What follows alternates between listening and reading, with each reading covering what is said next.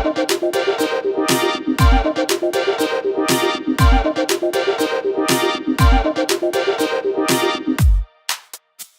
I'm Lee Teschler with Design World and EE World. I'm here with Neel Seshan from TI.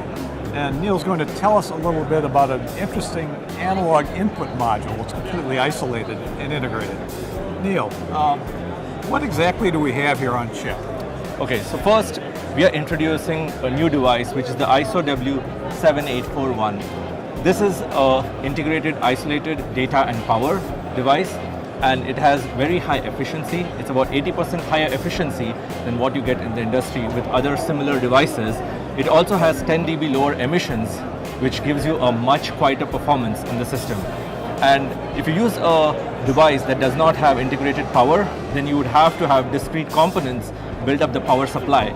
So what this device does is that it takes the power discrete components, puts it inside the chip, and now you have isolated signal and isolated power in one compact chip.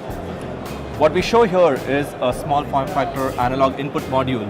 So you have an ADC device here, the ADS8688, which is the analog front end, and it has the ISO-W7841 just next to it.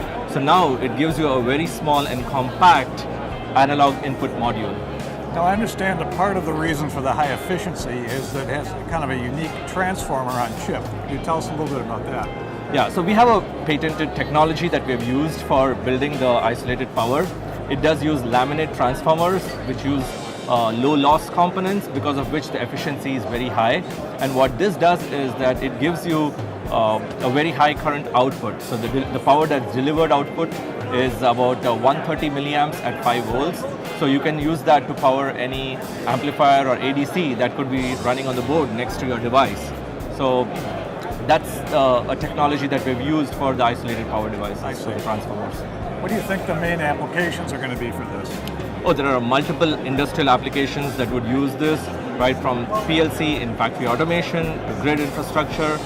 We have seen the use in test and measurements and motor control, motor drive systems. So a wide array of applications would use this device. What was the primary technology that you had to develop to make this possible? There are two technologies that I would say that we use. One is for the isolating the data channels, and then one for isolating the power. For isolating the power, as I told you, that we are using the transformers inside the die. And for isolating the signal, we also have a different architecture that we use. It goes over silicon dioxide capacitance. So we have capacitive isolation that is used for the data channels. And the reason why we use silicon dioxide is because it's very stable dielectric. It's pretty much glass. Silicon dioxide being glass, it's moisture and temperature resistant. When you compare this with what other isolators are available in the market today, like optocouplers or magnetic, they all use organic material for the dielectric, and because of which they'll absorb moisture and degrade in performance. So you're going to have very long lifetimes with the silicon dioxide capacitive isolation technology that TI uses. I see. And you've also got the different thermal signature of this device compared to its competitors. Can you show us that? Oh, absolutely.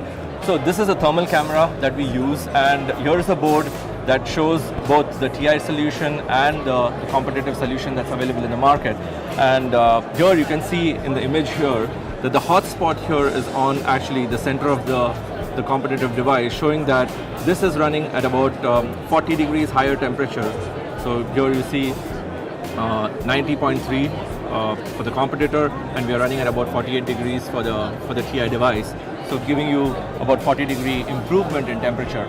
And why is this useful? Because a lot of applications, say you're using a PLC application, you're going to stack a bunch of these isolation devices. So it can be anywhere from 16 devices all the way to 256 devices. So if you're going to save 40 degrees per device, you can imagine how cool your system is going to run. So that's the key advantage of having a high efficiency, low power consumption kind of a solution. Interesting. Well, that's good technology, Neel. Thank you. Yeah, thank you very much. Yeah.